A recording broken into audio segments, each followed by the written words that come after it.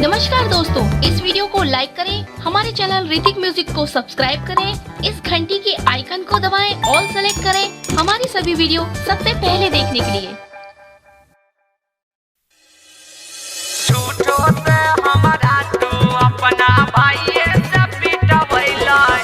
Presented by Hrithik Music, Bihariganj।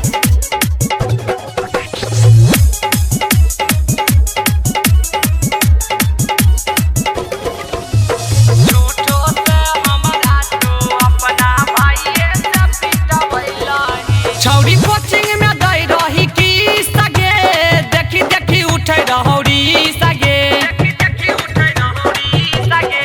छौरी coaching में गई रही की सगे, देखी देखी उठे रहौरी सगे।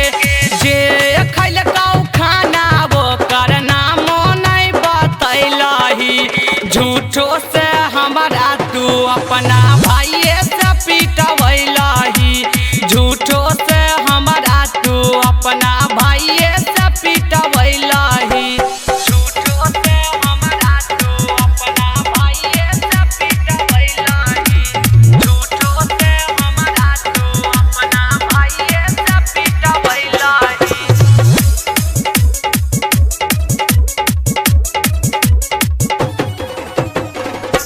जहाँ नहीं रिहाउ छौरी छी तू यतना हे हर, दोसरा के चुसाई के फसई बिहनाम हमर।